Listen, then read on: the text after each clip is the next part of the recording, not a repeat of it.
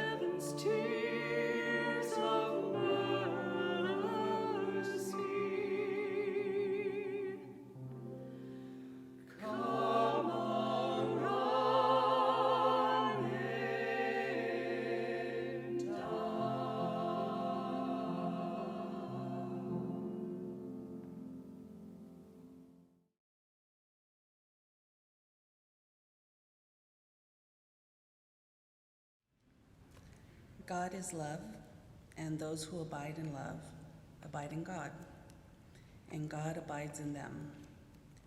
Love has been perfected among us in this, that we may have boldness on the day of judgment, because as he is, so are we in this world.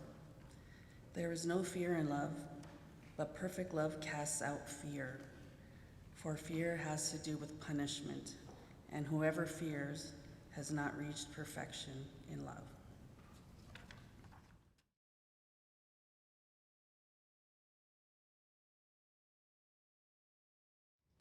I noticed that Nancy and I are very well color coordinated this morning. Didn't plan that. She's a little more colorful, which seems about right. Those of you who know the Evans-Woodruff family, Tom and Kara and their two children, Riley and Jonah, know that they have always been a very active, creative, and rather fearless bunch. I've known them for over 35 years, consider them family, and in the course of that time have found myself in interesting situations with them that have both enriched and sometimes startled me. Those familiar with Kara know that she has the ability to talk people into doing almost anything. She's really quite extraordinary in her skill, and I can only say that the world is very fortunate that she overwhelmingly uses this talent for good and for adventure rather than any kind of sinister or even wayward activity. I fiercely love the Evans family. Several years ago, when Riley and Jonah were young and not grown up and out of the house as they are now, Kara and Tom brought them to visit Kim and me in Minnesota. It was in the summer, and it was during that span of 2 weeks when summer in Minnesota becomes unbearable with soaring temperatures and high humidity.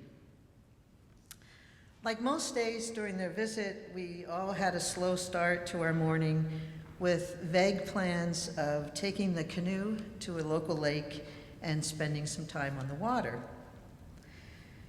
Those familiar with the Evans know that there is this low but constant hum of chaos, unpredictability, and urgency that buzzes constantly just beneath the surface of their lives. You never really know when it might just kind of burst forth and announce itself. And when it does, it really has a lot of power. You might find yourself suddenly roaring down the freeway towards LA or heading out for some adventure that you're slightly baffled about and not exactly clear as to what you're doing or where you're going or why in the world you're doing it.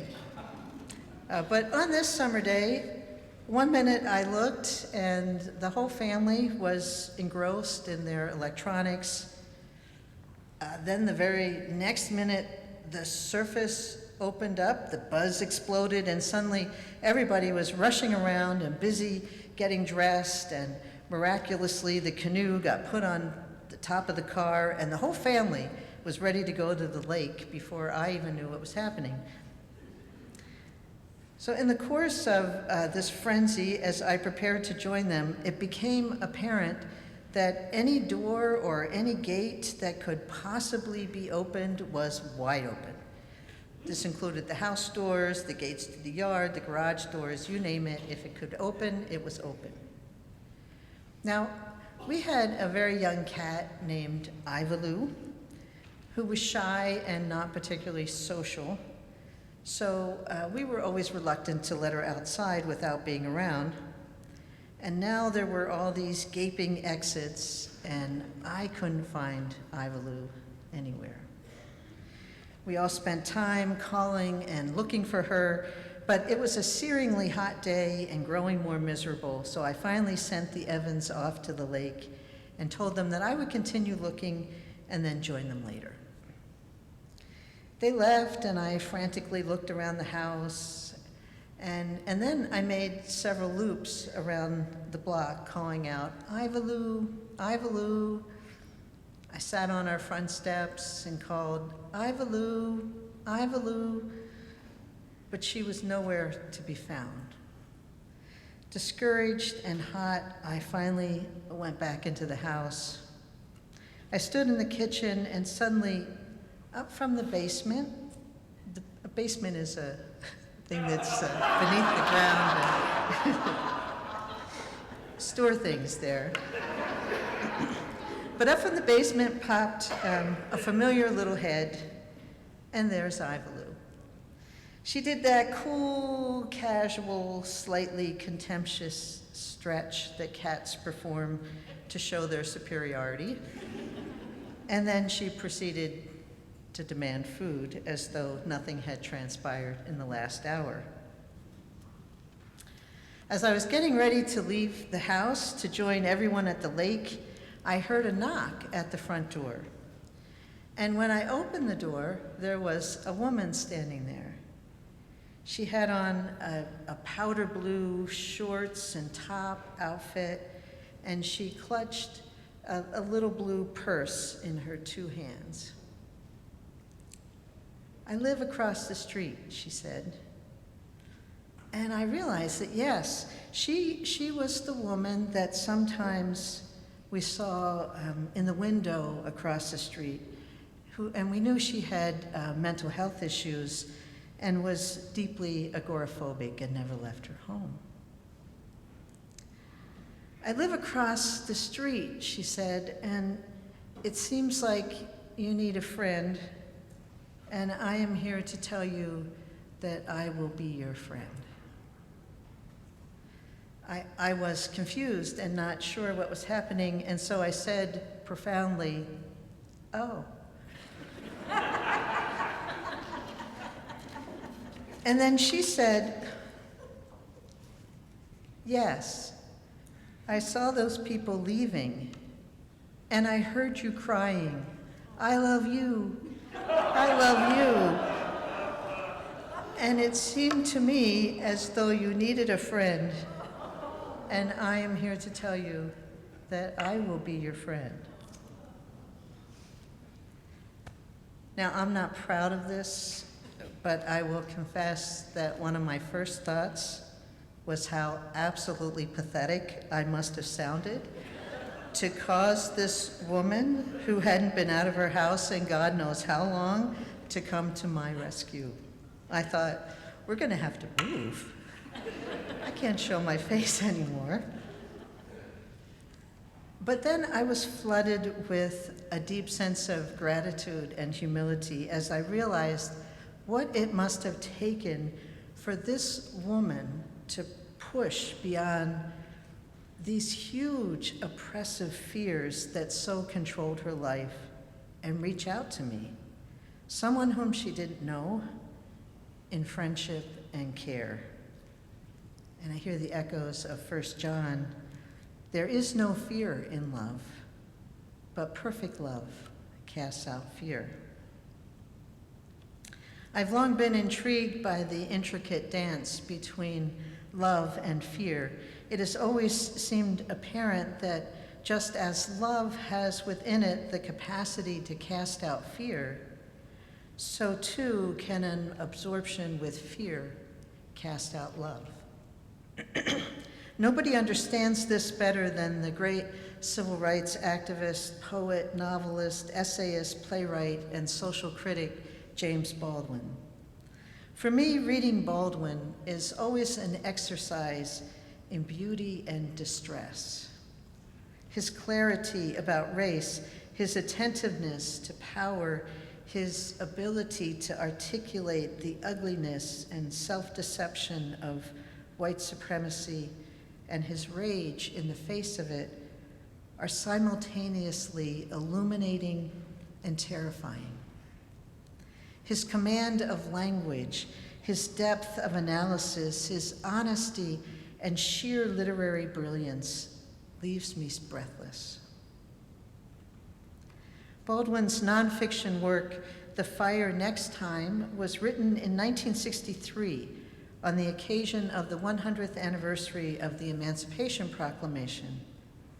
It is a powerful reflection upon Baldwin's early life in Harlem, including his experience as a young preacher at the age of 14.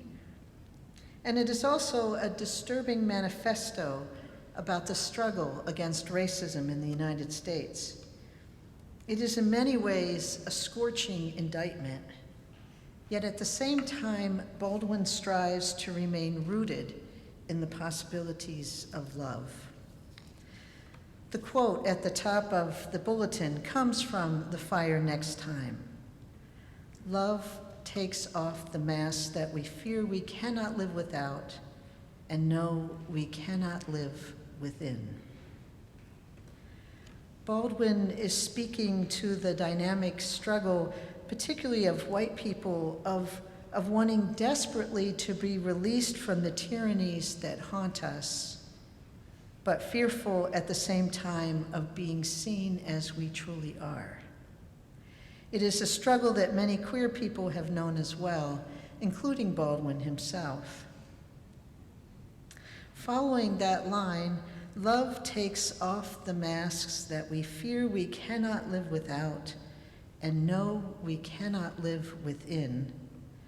Baldwin goes on to unpack what he means by love. He says, I use the word love here not merely in the personal sense, but as a state of being or a state of grace, not in the infantile American sense of being made happy, but in the tough and universal sense of quest and daring and growth. In reflecting upon these words, Elmhurst University philosophy professor Douglas Giles writes that for Baldwin, love is not a feeling, but a power that transforms us and those with whom we interact. Love is a quest. Love is daring. Love is growth. A quest to become what we must become, the courage to take on that quest, and the openness to let that change happen. What an amazing vision for an individual life, for a relationship, and also for a congregation. Is it not what we strive for here? That sense of quest, that willingness to dare, that openness to growth in the name of and for the sake of love? As Thomas Allison recently reminded me, this commitment is no small task. As we have witnessed in politics and throughout history, fear is a powerful, powerful motivator. We are hardwired for fear as a part of our basic survival response and naturally tend to move away from that which makes us uncomfortable.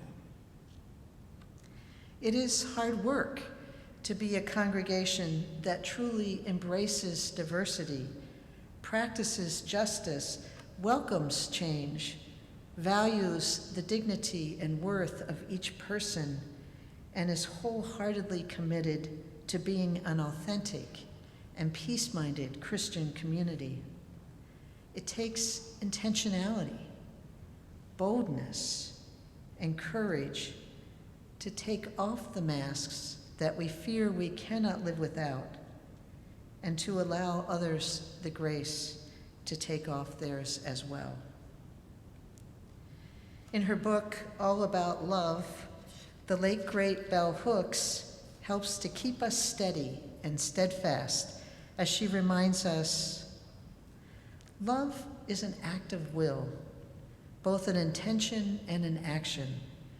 When we choose to love, we choose to move against fear, against alienation and separation. The choice to love is a choice to connect, to find ourselves in the other. I am forever grateful to my neighbor for choosing love on that hot summer afternoon in Minnesota. She was brave and daring and powerful. And I am grateful to this community for the many times that it has chosen to love and to move against fear, against alienation and separation. It is such a beautiful and fragile gift to ourselves, to others, and to this big and diverse world that God so loves. It is my prayer that together we may continue in that holy, blessed struggle to be that community, those people who take on the quest and daring and growth of a love that casts out fear and enables us to find ourselves in the wonder of the other. Thanks be to God.